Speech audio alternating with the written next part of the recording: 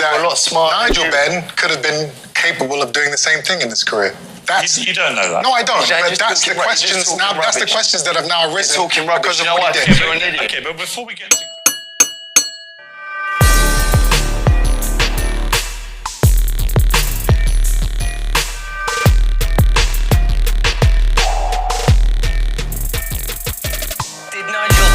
cheat for that fight? Absolutely, he was juiced as a motherfucker, I promise you. You was juiced on something, buddy. I don't know why anyone would say anything like that. Obviously, Gerald McClellan was taken straight to hospital, wouldn't be drug tested, but Nigel Benn would have been. In fact, Benn did not take a drug test. On his way to the dressing room, he collapsed.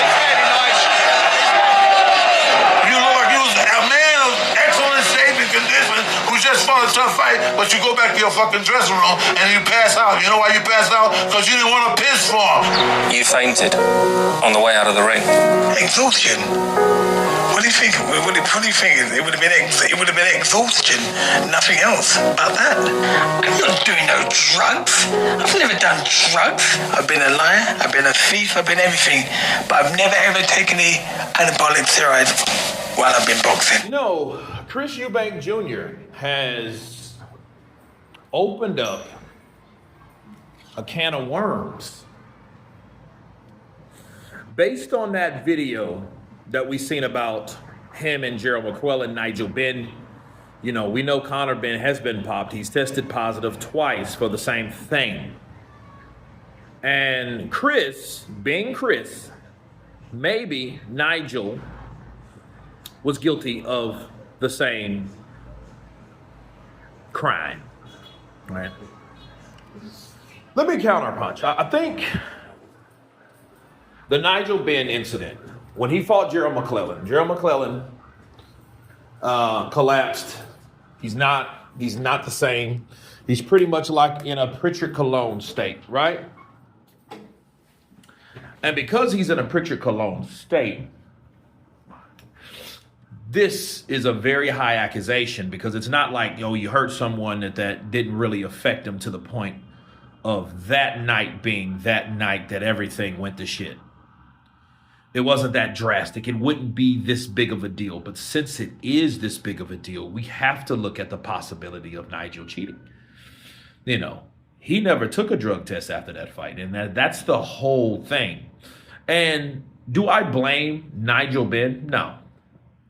I don't blame Nigel Benn. Do I think Nigel Benn was cheating? There's no way of knowing he was cheating or not. Do you think if he was cheating, do you think he would actually tell people he was cheating? Hell no, he wouldn't. That would be career legacy suicide. That's a character assassination written all over it. Right then, people. It would be the dumbest thing that he could ever do because people would never look at him the same. I don't give a shit what you thought of Nigel Benn. If they, people, public, right, fans, found out that he was cheating against Gerald McClellan, which is a vegetable now in retrospect. He's a vegetable. Do you know what that would do to him? You know what that would reflect back on his son, like father, like son? He found out his father was cheating. Now his son was cheating. Maybe his father taught his son to cheat. Bro, that would be diabolical. It would be diabolical. And I do blame, though, the officials. I blame the committee. I blame the fact, why did you, just because he fainted, why couldn't you take a sample? That makes no sense. At least what they could have done, if he fainted, what happened? Did they take him to the hospital? They could have got it then. I know things were different back then, but at the same time, that's no excuse for that type of carelessness. That was a careless act from the officials, by the committees, by the association. You know what I'm saying? That was crazy. The BBBFC or UCAT or whoever the hell was in charge of getting blood samples for that particular fight. And see, Nigel Benn was knocked out of the ring. He climbed himself back into the ring, and then he later fell out because of exhaustion. Chris Eubank has opened up that type and this accusation once again. And it's worth talking about because the last thing you want to do is let someone get by that deserve to be punished. Just like Louis Resto, just like Antonio Margarito, just like a lot of these fighters that pulled this slick shit and got busted. But then what about the people that actually got away? Is Nigel Benn one of those people?